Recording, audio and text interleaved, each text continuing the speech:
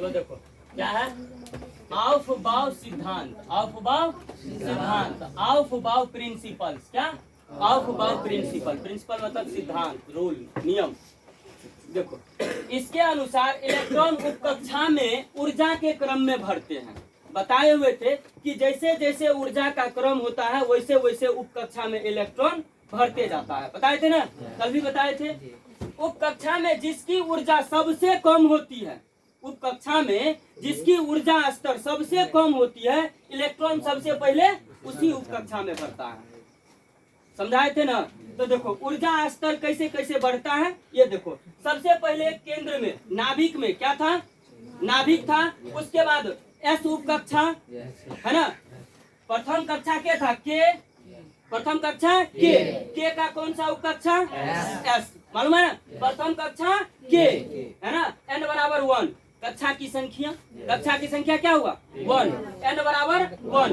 और के कक्षा का कौन सा उपकक्षा, n बराबर 2, L कक्षा है, L कक्षा का कितना उपकक्षा 2, S और P। तो 2, ये n बराबर 2 है, ये कक्षा की संख्या है ना। इसीलिए यहाँ S और P के पिछवाड़े में 2 लगा हुआ है, लगा है ना। तो 2S और 2P, क्योंकि L दूसरा कक्षा है और दूसरा कक्षा में 2 उपकक्षा होता है, S और P होता है ना। उसी तरह से M, n बराबर 3 मतलब तीसरा कक्षा, तीसरा कक्षा के 3 उपकक्षा S, P और D, तो उसमें लिखेंगे 3S, 3P और 3D। उसी तरह से n बराबर 4, ये चौथा कक्षा, कैपिटल N से इंडिकेट किए हैं। 4 कक्षा के 4 उपकक्षा S, P, D और F, इसीलिए इसको लिखे हैं 4S, 4P, 4D और 4F। ये चौथा कक्षा है, समझ में आ रहा है। S, P, D, F ये उपकक्षा है ना। चौथा क्या है, 4 ये कक्षा है, ये ऑर्बिट है।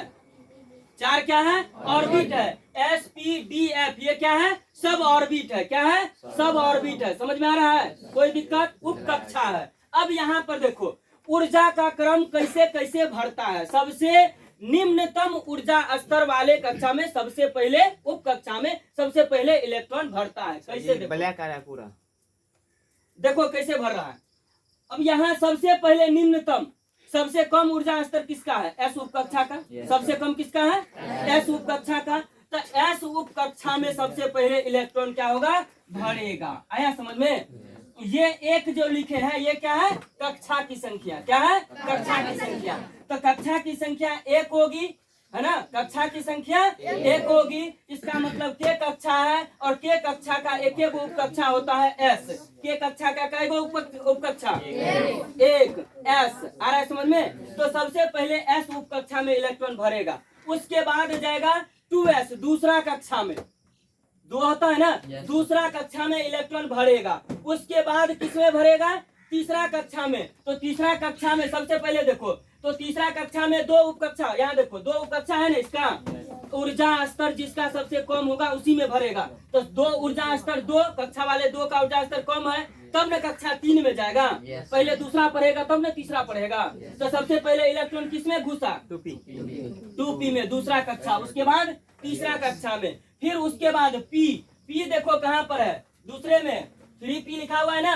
तो 3P वाले उपकक्षा में सबसे पहले इलेक्ट्रॉन जाएगा, फिर उसके बाद 4s में। मतलब जैसे जैसे कक्षा की संख्या बढ़ेगी वैसे वैसे उपकक्षा में इलेक्ट्रॉन जो है एंट्री मारेगा। समझ में आ रहा है। देखो यहाँ 3D कक्षा को देखना है, कक्षा 3 है तो पहले 3 वाले में भरेगा, फिर कक्षा 4 है तो 4 में भरेगा, फिर 5 है तो 5 में। उसके बाद देखो 4 है कक्षा, 4D तो 4D में जाएगा। उसके बाद 5P में जाएगा। उसके बाद 6S में जाएगा।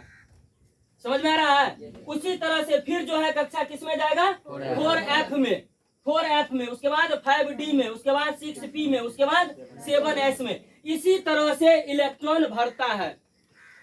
जैसे जैसे उपकक्षाओं की संख्या, जैसे जैसे उपकक्षाओं की संख्या निम्नतम होगी वैसे वैसे इलेक्ट्रॉन जो है बढ़ते चला जाएगा। मतलब सबसे पहले छोटी उपकक्षा में जाएगा, उसके बाद सबसे बड़ी कक्षा में जाएगा। समझ में आ रहा है। जैसे जैसे उपकक्षाओं की संख्या बढ़ती जाएगी वैसे वैसे जो है इलेक्ट्रॉनों की संख्या भी बढ़ते जाएंगे। पहला कक्षा पढ़ा, फिर दूसरा पढ़ा, फिर तीसरा, फिर चौथा, इसी तरह से 10वां क्लास तक जाएगा। तो उसी तरह से सबसे कम ऊर्जा स्तर वाले उपकक्षा में इलेक्ट्रॉन पहले भरता है। तो 1s का ऊर्जा स्तर कम है, उसके बाद 2s का है तो 2s में, उसके बाद फिर बढ़ा तो 2p में, उसके बाद 3s में, इसी तरह से ऊर्जा जो है स्तर बढ़ता चला जाता है। अब इसी के आधार पर हम लोगों को इलेक्ट्रॉनिक विन्यास निकालना है, इलेक्ट्रॉनिक कॉन्फ़िगरेशन निकालना है। वो कैसे निकालते हैं अभी देखो, ये याद रखना।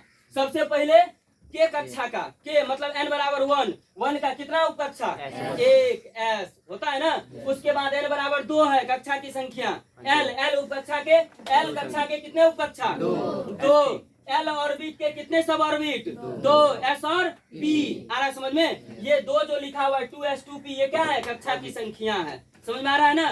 2 कक्षा की संख्या है, s उप कक्षा है, 2 कक्षा की संख्या है, p उप कक्षा है। समझ में आ रहा है? इसी तरह से क्या हो रहा है, इलेक्ट्रॉन भरता चला जाएगा। समझ में आ रहा है? चलो नोट करो फास्ट में।